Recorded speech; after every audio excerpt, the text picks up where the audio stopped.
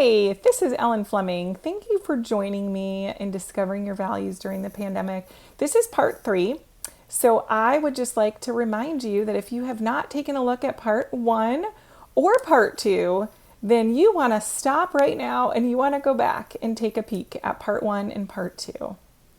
Please don't binge watch these episodes because there is something really important about spending time and sitting with each one.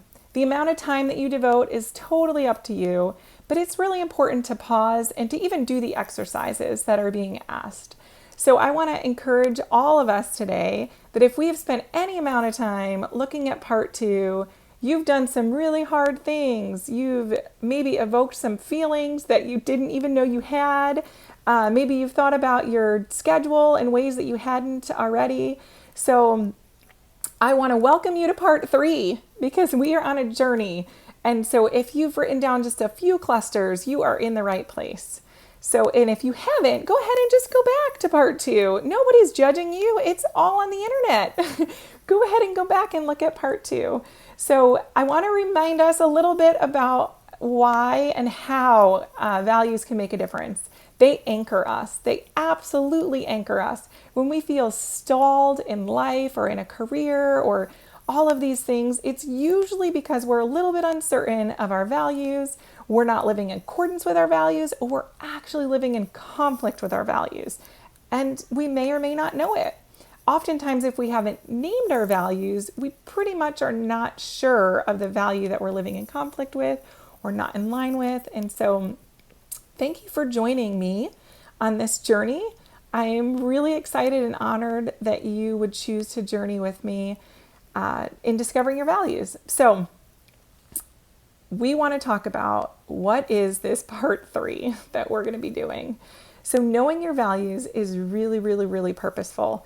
And if you are like me, we are in this pandemic, if you're watching this right when it's released, and we are in need of some positivity.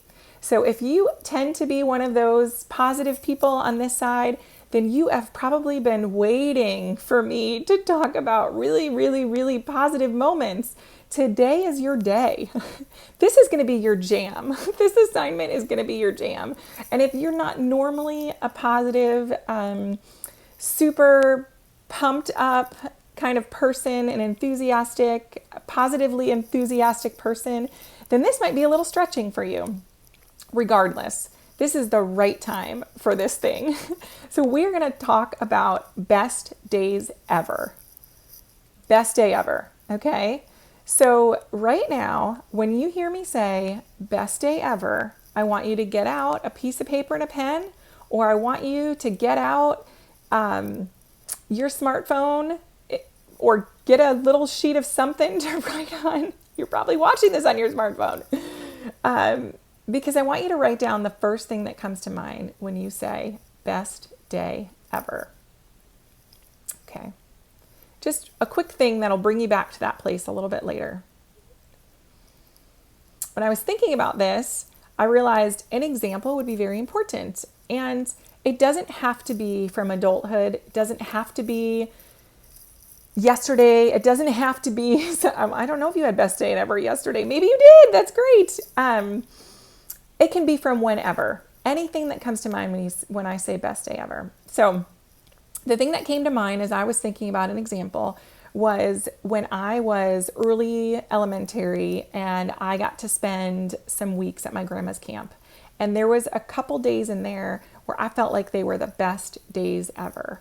And so I want you to this week spend some time thinking about that best day ever for you. So in this instance of my grandma's camp, I'm going to write down all the things that made that the best day ever.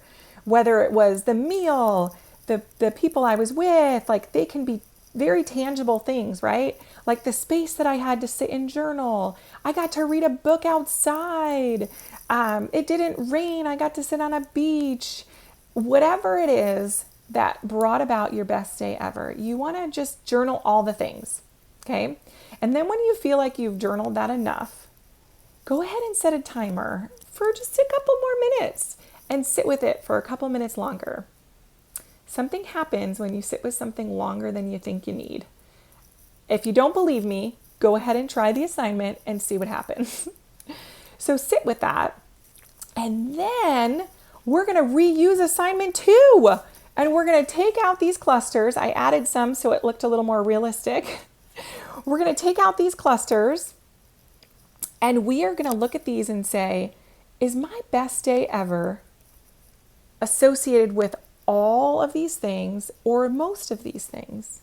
Would I change any words? Would I adjust anything based on that best day ever, right? So just briefly, I shared a little bit about journaling at Grandma's Camp. So this could be, gosh, that's the same feeling I have when I think about thoughts, peace, nature, clarity. Got to journal outside. Wow. Authenticity, no limits. It could be, gosh, I got to, maybe one of the things that came to mind was I'm a very terrible singer and I would just sing and put on like talent shows and my grandma thought they were amazing. So I just would do it, would go for it, right? So there's this authenticity, no limits, and whatever I could do, she would watch anything. Bless that woman. So just think about that, right? And if there's something that was present in that best day ever that's not here, go ahead and add another cluster. Go ahead and move words around. This is your assignment, okay? Don't use my words unless they resonate with you. It's very important. I didn't give you a list of words because I want you to use your own words. And it's more about the impact that those words have on you. So this assignment is two parts. Best day ever. Think about that best day ever and journal a lot about it. Second part is pull up your cluster work from part 2 and look to make sure that they are reflected or that they're added. And so just keep playing with those words and keep putting them in a place where you'd see them. You might sit and do this multiple times this week. That's totally normal, totally up to you. You may sit with it once and feel like you have conquered the world. And you know what? There might be a value there. Efficiency, I'm not sure, but there might be a value there as to why sitting with it once and getting it done is for you. I would love to continue this journey with you. Thank you so much for watching this. If you want to find out more about my coaching style and how coaching could really intersect and make a difference in your life, go to ellenflemingcoaching.com. You want to tell me if you've enjoyed these videos or how to connect, would love that too. I am looking forward to you enjoying your week, thinking about best day ever, could be multiple best day evers. Don't limit yourself. And let's connect back after we've done a little bit of that. We all need some positivity, and this week for sure should bring some. Thanks. If you found these videos meaningful and you want to get an alert the next time they're released, go ahead and subscribe. Make sure that you do click the bell as soon as you hit subscribe so that you actually get an alert when it's released. And if you want to go back for any reason and look at all the videos in the series again, go ahead and click the link that you see.